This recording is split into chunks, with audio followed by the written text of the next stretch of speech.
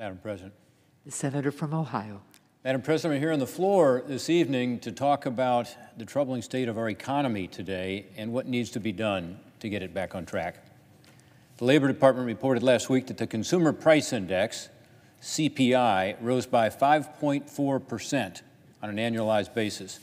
That accounts for the largest year-to-year inflationary increase in 13 years. And we're feeling it. There's no question inflation's on the rise.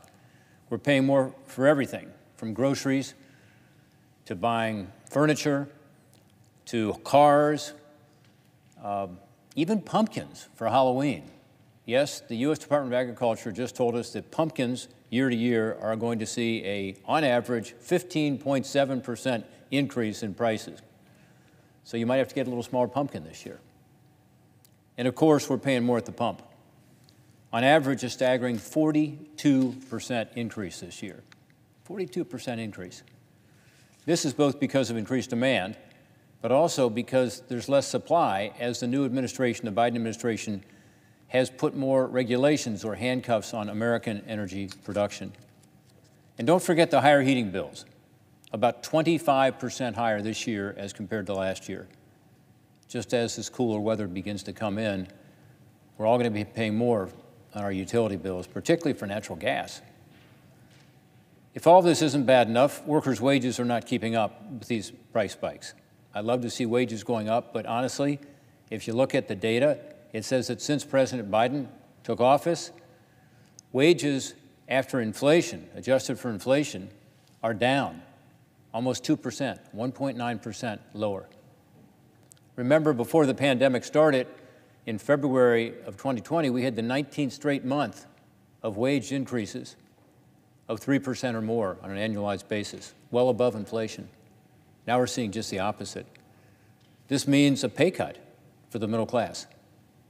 The damaging effect of this hidden inflation is in part the result of actions that were taken by the Biden administration and by Democrats here in Congress to overheat the economy through unprecedented levels of government spending.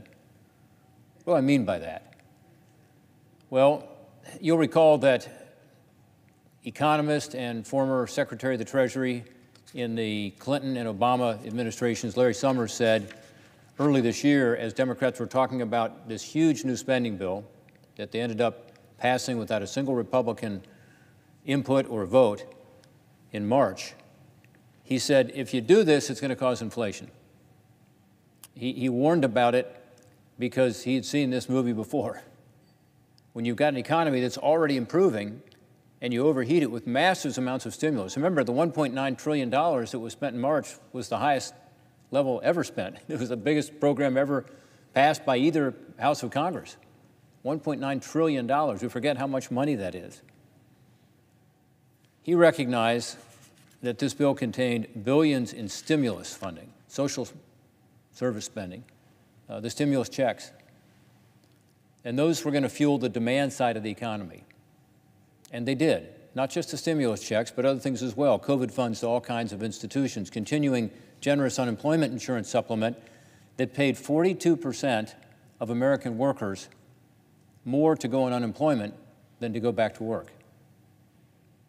All of this added up to a huge influx of social spending, government spending, borrowed money, but government spending into the economy that everyone who was looking at it objectively, I believe, knew was going to be a problem. Early this year, before the Democrats passed this $1.9 trillion spending bill, the nonpartisan Congressional Budget Office here on Capitol Hill told us that the economy was already recovering. And that's what outside economists were saying as well. Everybody was looking at the economy and saying, you know, in January, February, going into March, the economy was improving nicely. In fact, the Congressional Budget Office, again, nonpartisan group up here, said the economy is going to get back to its pre-pandemic level by mid-year, by June 30th. And it did. The stimulus was really poorly timed. Instead of allowing the recovery to continue steadily, it effectively poured fuel on an already hot economy, which led to the surging inflation we're seeing now. The White House likes to say that the inflation we're experiencing is transitory. That's the word that they've been using. In other words, it'll pass as Congress passes more legislation to fix the economy, I suppose. Unfortunately, it has not been transitory. And I haven't seen anybody who's looking at this objectively say that it will be transitory. In fact, I saw an analysis today from an outside group, nonpartisan group, that said they are unfortunately convinced that this high inflation is going to continue next year as well. I hope it's not true, but that seems to be the consensus. Economists across the spectrum, even the International Monetary Fund, are now saying that rising inflation is dampening future economic growth. You would think all this would cause a policy shift by the administration, pulling back on the stimulus, doing things to actually help on the supply side of the economy. But rather than changing course from the policies that contribute to this high inflation and this demand side stimulus, Democrats want to double down with a $3.5 trillion plus massive tax and spending spree that would spend trillions to fund social programs, expand government entitlements, and encourage more consumer demand, fueling more inflation. What makes this proposal even more concerning is Democrats want to pay for it by hurting the economy more with big tax increases. Some say it's the biggest tax increase in 50 years. Some say it's the largest tax increase in history. It depends, I guess, where they end up. But we know it'll increase taxes on pretty much everybody. The Joint Committee on Taxation has done an analysis and said, yes, it's going to increase taxes on middle-income workers. Why? Because it increases taxes on businesses, and they say that about 70% of that tax increase will be borne by workers. That's, again, the nonpartisan Joint Committee on Taxation. So it's taxes not just on businesses, large and small, but it's also on workers, on farmers, on manufacturers. This increased spending, combined with job-killing tax increases, could lead to the kind of stagflation, low growth, high interest rates, high inflation that we had back in the 1970s. We hope never to see that again. And yet, if we don't change course, we could be heading toward that direction. It's the last thing our economy needs right now. But surging consumer demand is not the only factor driving our current inflation crisis. The other main culprit is that we're facing a shortage of goods due to a global supply chain crisis. Almost anyone you talk to will tell you they've had some kind of shipping delay due to these supply chain issues. There are contractors, you probably know, who can't get lumber, can't get steel to be able to finish a building or home. There are plenty of parents out there right now waiting to get their kid a gift for their birthday only to find out that no matter how much they pay, it's going to arrive not for the birthday, but maybe 2 or 3 months later. These issues are clearly visible if you look at our seaports, which are often the main connector between our country and the main global supply chain, consisting of manufacturers often in Asia, sometimes in China. Just last week, there were about 60 or 70 ships in a holding pattern near the ports of Long Beach and Los Angeles, California. Think about that. 60 or 70 huge container ships just in a holding pattern, not being able to get in. And even when the shipping containers are taken on shore, by the way, there aren't enough trucks to pick them up. So the containers are staying at the port. There aren't enough truck drivers because of the labor shortage. By the way, that's driven in part by this increased demand, but in part by some of the rules and regulations around those transportation, logistics, and truckers. Between bottlenecks and backlogs at our ports and challenges in transporting freight, there's real trouble for our supply chains just as we come into the holiday season, which is typically, of course, when people do most of their shopping. One reason for this global supply chain crisis is the ripple effects of COVID-19. No question about that. When factories shut down their operations to stem the flow of COVID among their workers, assembly lines sometimes stopped working altogether and created this shortage of goods and materials. Companies that work in the shipping industry also were hit hard by the pandemic and had some of their operations negatively impacted. But then the pent-up demand for goods and services kicked in. And again, much more demand was created by the $1.9 trillion spending bill in March of this year than would have been normal. So yeah, you had some of these factories shutting down, had essential workers still working, but you had less production, and then all of a sudden this big surge, and therefore the bottleneck. Some in the Biden administration have said that this inflation and supply chain bottleneck is a problem for the rich. I don't see it that way. If they think that, they ought to talk to the factory workers I talk to in Ohio, whose wages are being eaten up by inflation.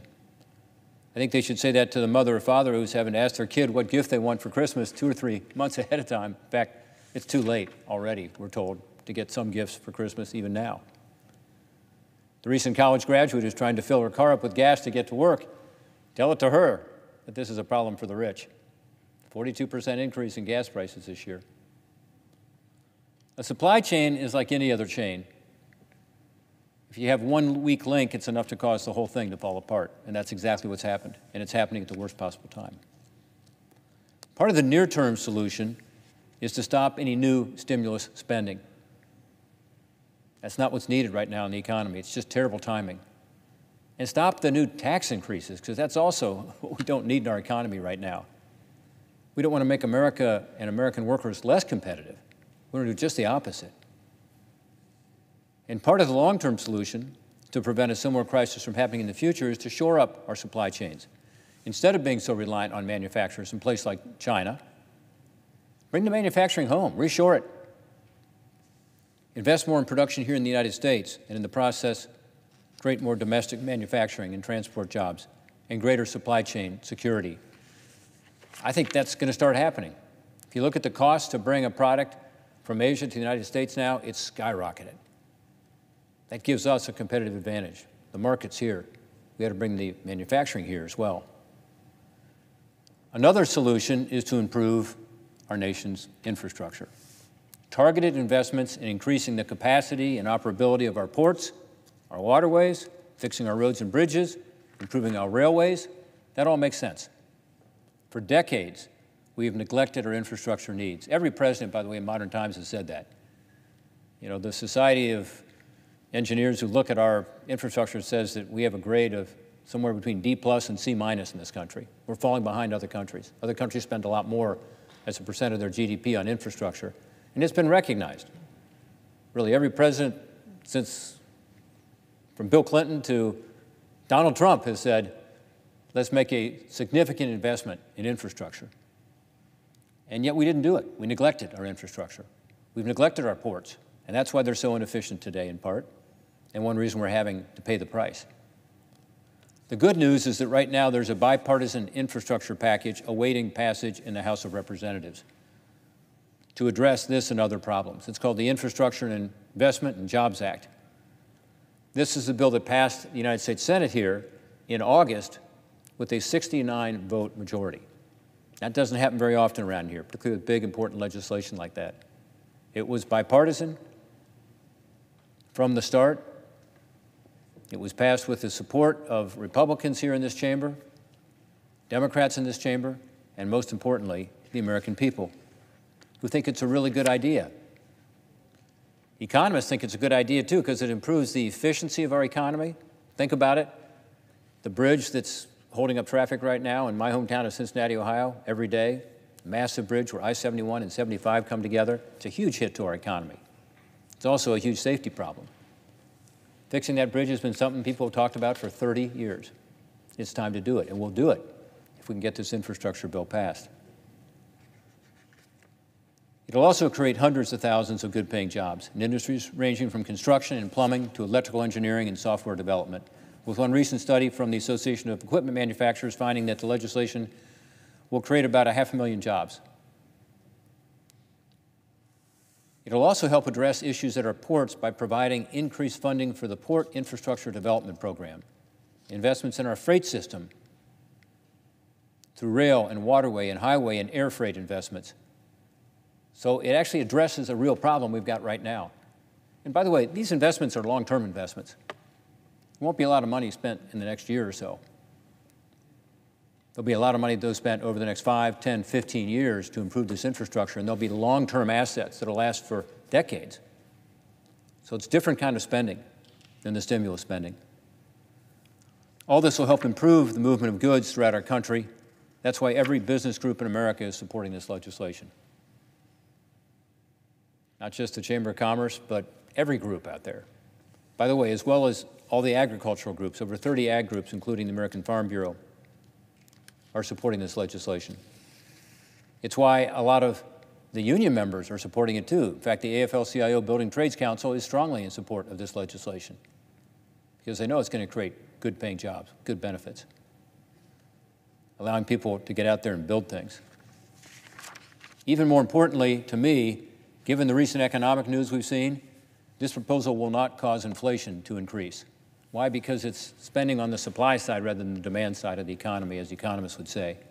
Conservative economist Doug Holtz-Eakin, who's the former director of the Congressional Budget Office, now head of the American Action Forum, and Michael Strain, who's the director of economic policy studies at the American Enterprise Institute, also a conservative scholar, have said that our bipartisan infrastructure package will slow down inflation. They said, and I quote, "Improving roads, bridges, ports will make it less costly for businesses to operate, allowing them to increase their output per hour and putting downward pressure on consumer prices."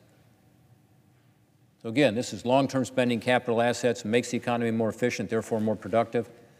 That's counterinflationary. So this is the right time to do this kind of a project. To me, this bill makes all the sense in the world, given the troubling and uncertain state of our economy. It gets relief to our supply chains. It makes long-term investments in hard assets that do boost our productivity in this country. It has a counterinflationary effect on the economy. So why hasn't it passed? What's the problem? Again, I got 69 votes here in the United States Senate. Well, unfortunately, the answer is politics. Democrats in the House of Representatives want to do everything they can to tie their big $3.5 trillion plus tax and spend bill we talked about earlier to the infrastructure investment, because they know that's the only way their partisan bill is going to get the votes needed to pass. So they've held it hostage.